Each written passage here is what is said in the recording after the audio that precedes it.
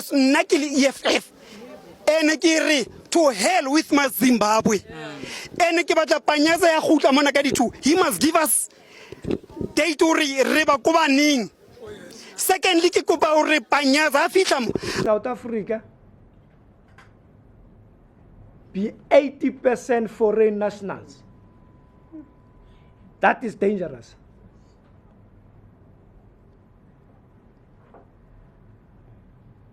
That in Hillbrow and the surrounding areas, South Africans have surrendered their own city to the foreign nationals. The nation should discuss that particular question. You won't find South Africans. We can't. And this one, comrades, I know it may create problems, but comrades, we must be very firm now. Comrades, we can't have an informal settlement where over 65% of its citizens are undocumented foreign citizens in our own country. It must come to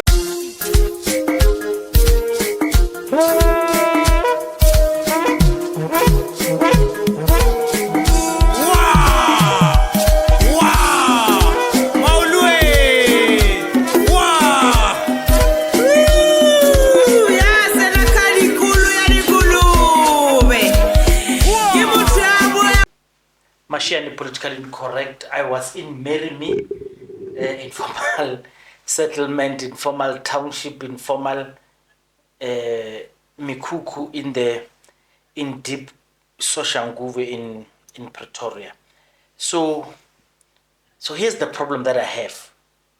What I've seen there, I've documented, you have seen it, but I'll include videos now for you to go and see. I have seen it's not a mushrooming because it's all over the country and you are not going to expect anyone to maybe sugarcoat it. But this is what is interesting. What is interesting is now, Panyaza Honeymoon calls it the honeymoon is over. What does he mean by that? He means, this is according to me, he means they are no longer going to turn a blind eye. They want to tackle this matter as it is. But let me not unpack it further. Let me speak to a commentator. Let me ask him, what does he feel about it? Ntsako. Yes. How are you, my brother? I'm well, and you, Mashiane? I'm well, man. Look, so the word Panyaza Honeymoon uses, he says the honeymoon is over. And it's time they tackle this matter and they attend to it. What he means by that is they are no longer going to turn a blind eye on the mushrooming or proliferation of foreign nationals who are chiefly undocumented in South Africa. What do you make of that statement, especially when he says the honeymoon is over? Was there ever a honeymoon? Look, this is what I make of the statement. I think because of the general feeling of South African public when it comes to the influx of foreigners into South Africa and how it has changed the political spectra in that you had the Action SA advocating for it and becoming relevant in the society, and you had patriotic alliance as well using that to become relevant in the society. ANC realized that actually the society is way ahead of the ANC. So what we can deduct from this is the fact that the ANC as an organization is not in the ground. It doesn't understand how the general public feels about issues in general. So now I think Panyaza and them, they're trying to say, let's try to respond and behave like members of the society, right? So which the ANC, since they took power, they have not done that. So if you were to look at the ANC now and the ANC before power, it's a different ANC. The ANC that, you know, it was before 1994 was the ANC that was responsive to the issues of the society. Let's take for example, the issue of value-added tax. at that time, before 1994, ANC was total against. Today, the very same ANC government that will want to tax the poor and continue making sure that the people or poor people are subjected to more harshness in terms of the cost of living. So what Panyaza and them are trying to do, they're trying to resuscitate the ANC, especially in Gauteng. You remember, if you look at the result of the ANC, they've actually gone to 33% in Gauteng, which is a worse performance. And they think that if they try to gain what you consider the vote of the ignorant, right? Because mostly people who will vote on the lines of let's remove the foreigners and all of that. It's not mostly middle class, right? It's you are ignorant, you're poor type that stays in the location and all of that. And they're trying to say we can resuscitate the ANC by appealing to those voters, because surely ANC, when it comes to middle class and the higher class, they've completely lost those voters, right? So they want to salvage the little that is remaining out of the entry sort of level class.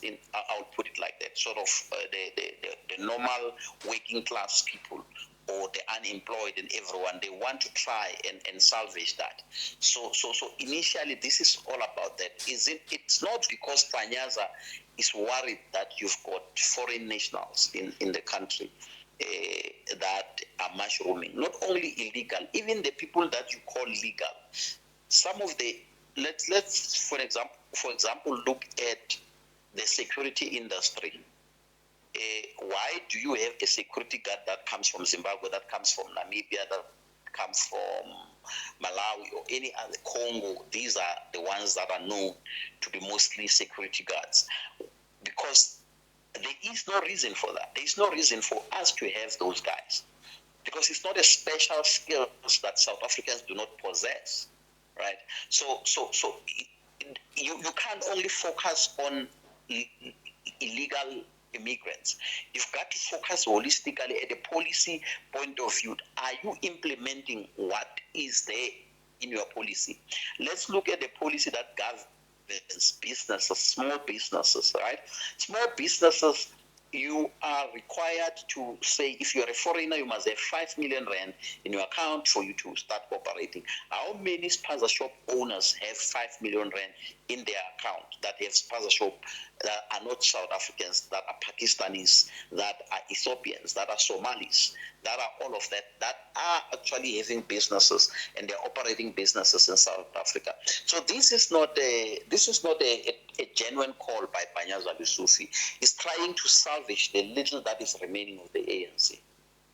So you have called this a long time ago. You have called this bluff of foreign nationals coming into South Africa expecting treatment that they will not reciprocate in their own countries.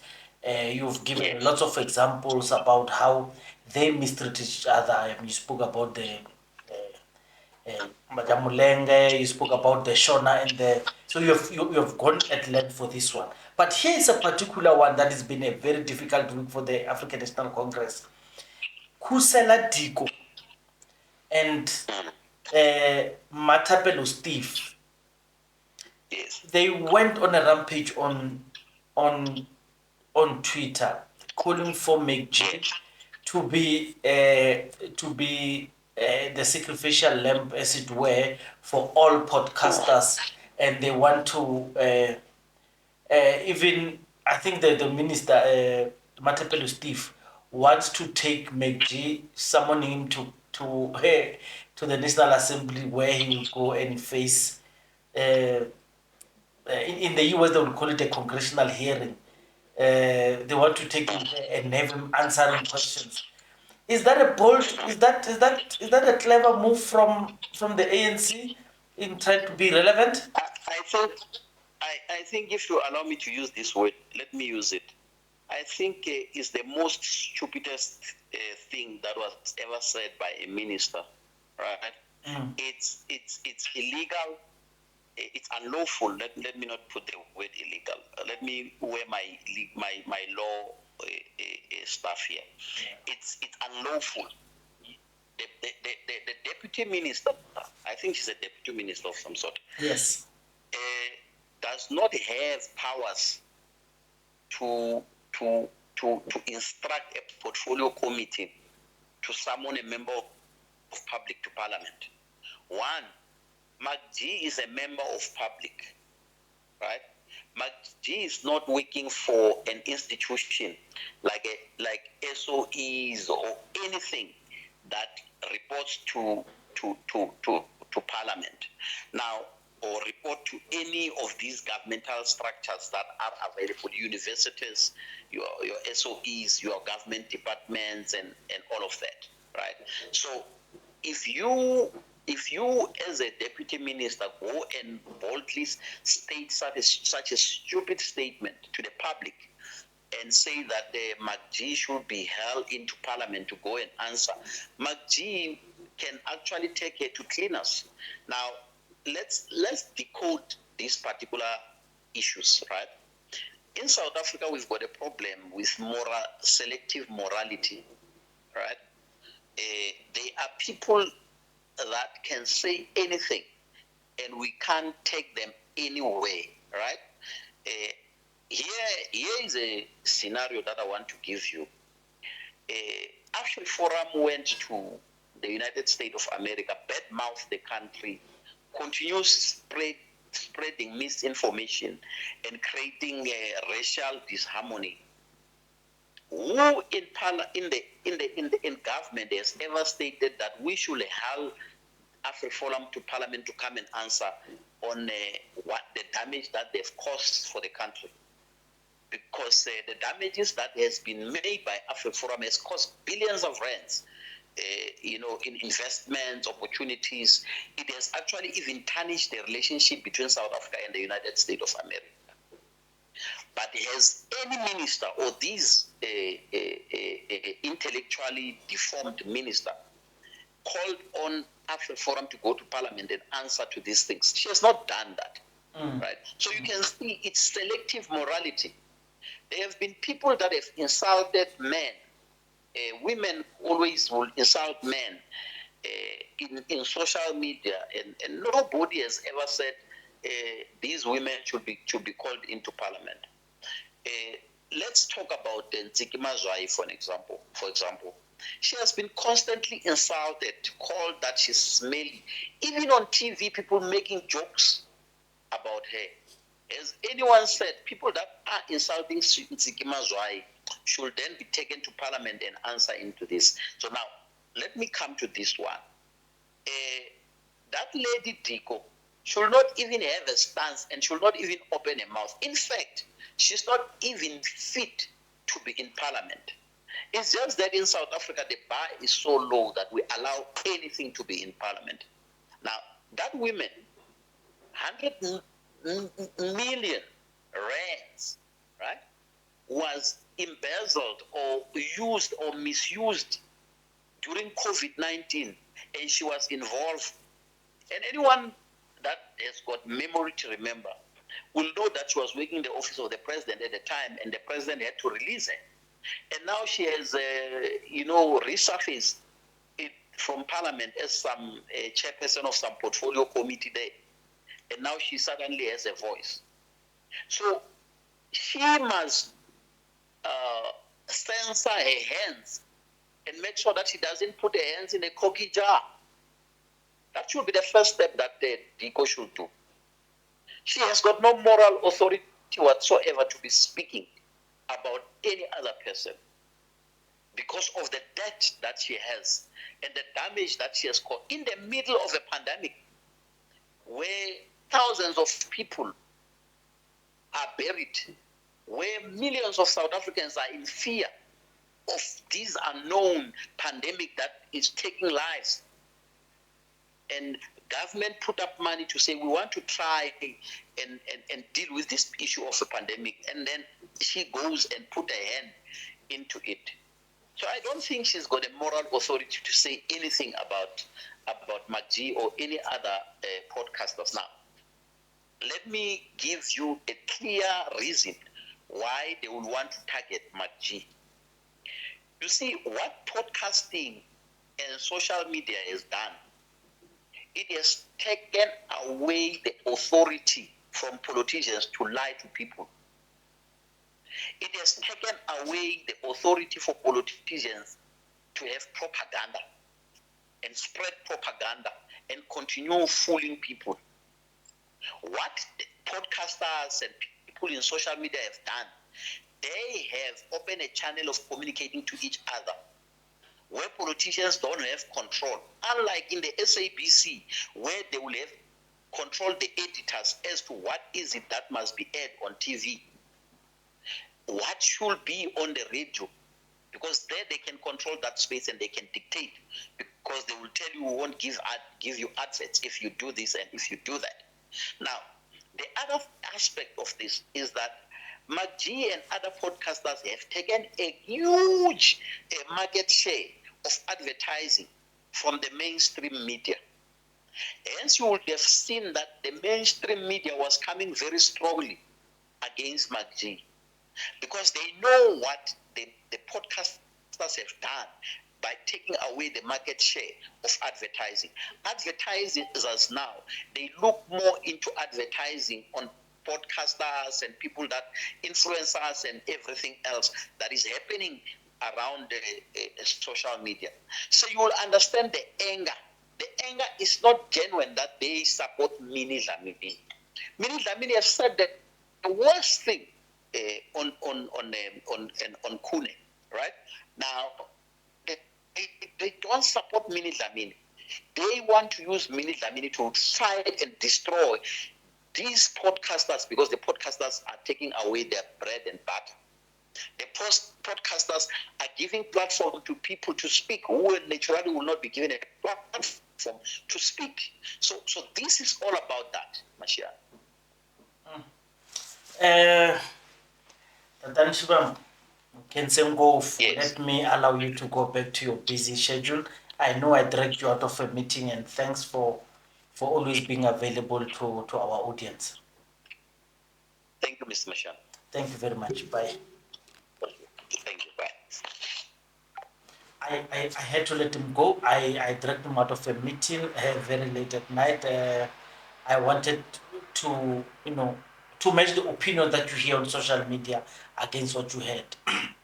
The ANC has been having a terrible time. I mean, they failed on VAT. They tried to spin it. They are not doing a good job.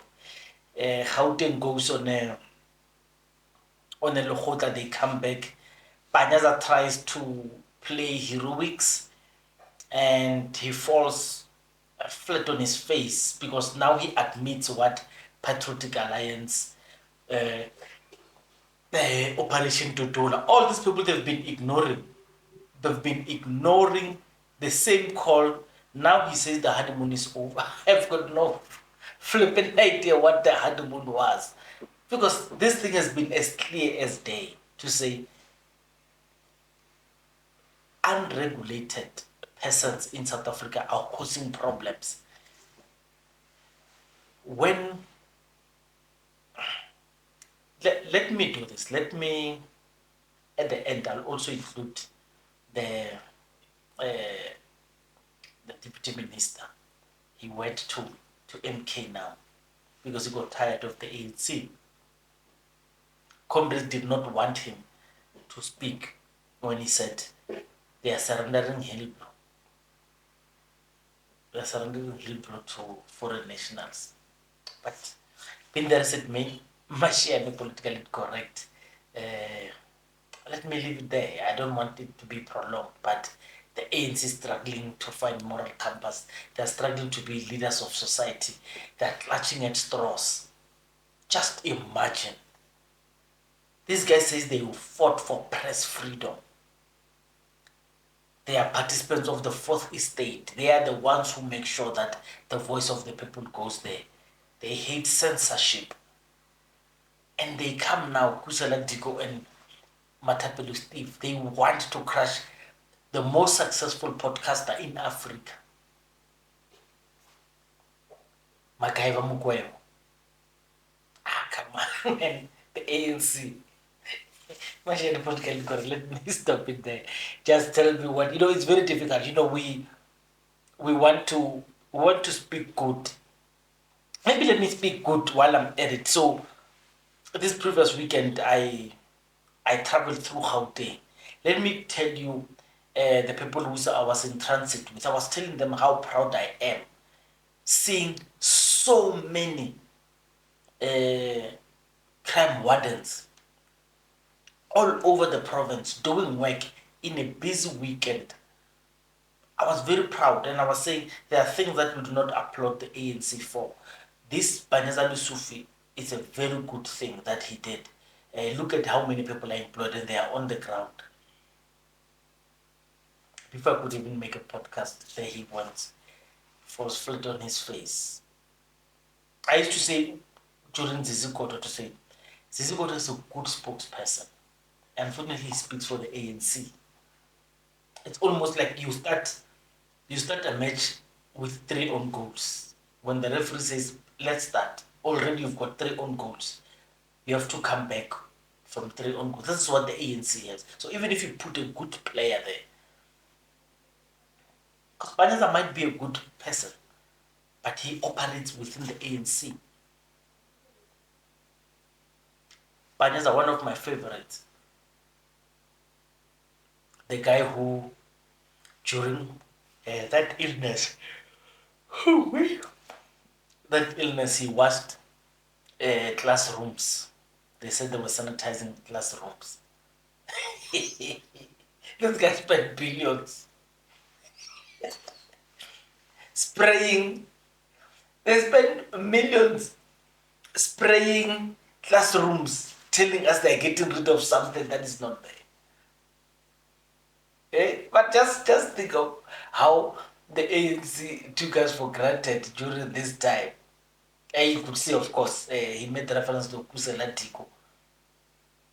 All over the world, that billionaires who made their millions out of that period.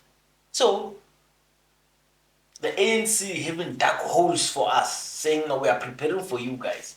People are not happy. But anyway, Mashiane Politicallyincorrect, this is a bad week for the African National Congress, man. Very, very, very bad. Let me stop it there. Later. The solution is one. How about Lisa Masol? How about Mkuku to Mkuku, house to house? Take all these fucking foreigners. Let the foot side. Because Mamela, who is Mmapaseka, they inform them before they come to do the raids. Let them take them away. In other countries, Rona South Africans, we don't do these things. I don't believe. Thank you very much. Extension 3 I've been burying but fellow community members every day. Thank you. Thank you very much. They have turned our love against them. We had no problem, but they demonstrated that they don't want to live with us. This is our country. This is our place. We have nowhere to go. It's them that they must go and live.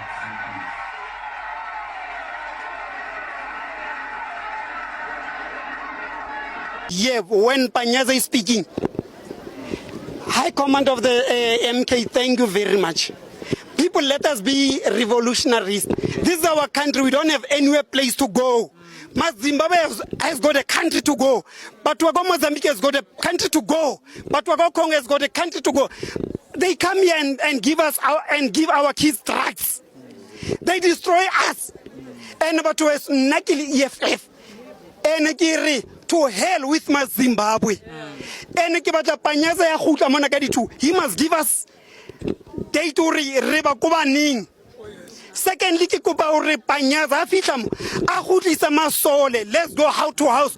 Everyone, all in the foreigner, let the fuck off. Let the fuck off. This is our country again. Let the food tag. Mamelo, we cannot live in fear. Yahurre sababatu. Kibo mambo nabana. Kibo During the era of President Zuma, we never had this thing of killings. EFF, during the era of President Zuma, the law and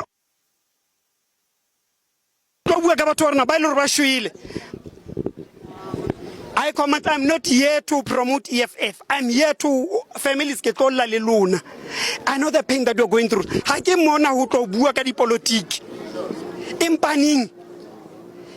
But I know the question arises, and we must investigate also what is the law of South Africa says. How can a city in South Africa be 80% foreign nationals? That is dangerous.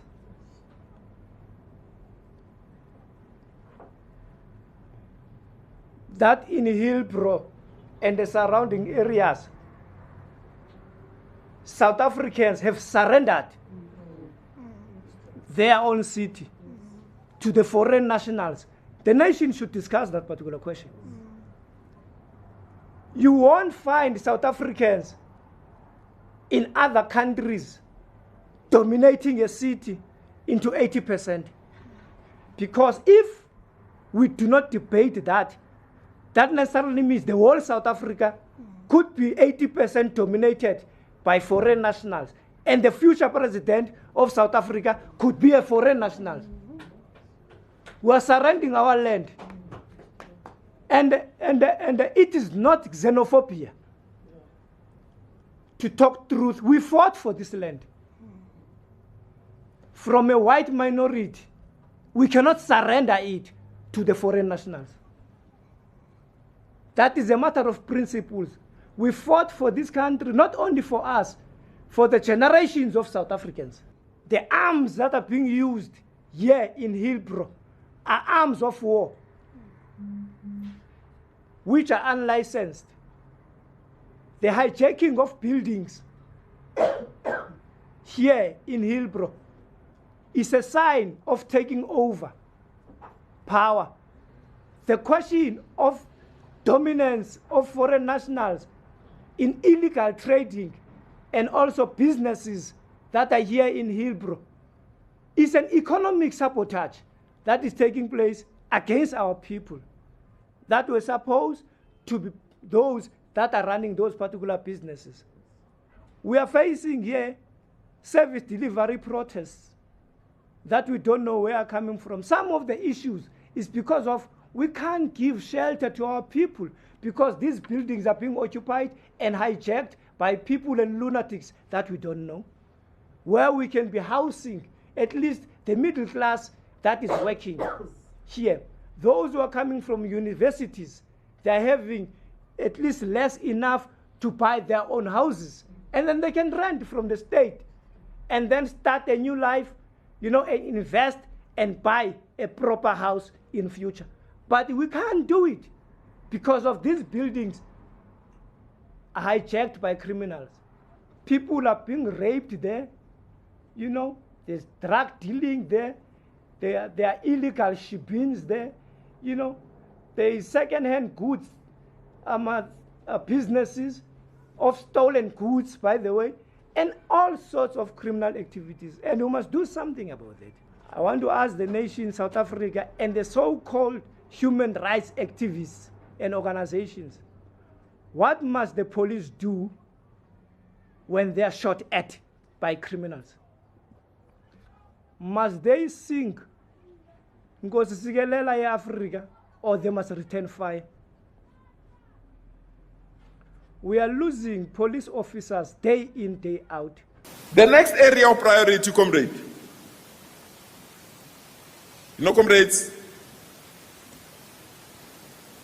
I went to an area called Merimi.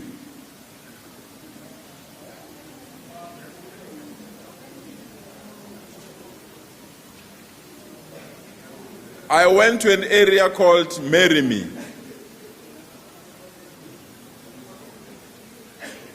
And I can tell you, comrades, it's not Merimi alone. There are many other similar things that are like in Marry Me. Comrades, we can't. And this one, comrades, I know it may create problems, but comrades, we must be very firm now.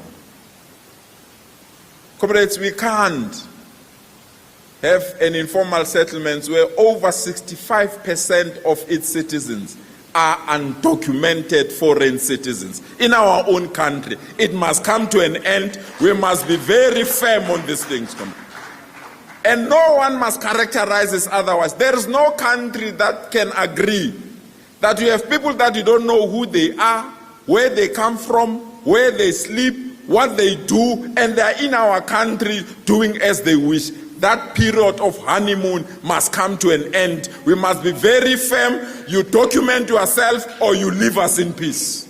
Before the Premier went on deeper into his address, he prefaced it by saying he knows what he's about to talk about may create problems. What problems exactly, Premier? Who exactly are you afraid of? Is it the private sector that profits off cheap illegal labor? Is it the political elites who need these numbers for their own agenda? Is it the ANC's own internal factions too scared to face the truth? Or is it foreign governments like Zimbabwe and Nigeria who will take offense if we protect our own sovereignty? Why, Premier, does protecting South Africans and enforcing South African law create problems? Because let me tell you, the real problem is not enforcing the law. The real problem is allowing South Africans to live in fear. The real problem is letting criminal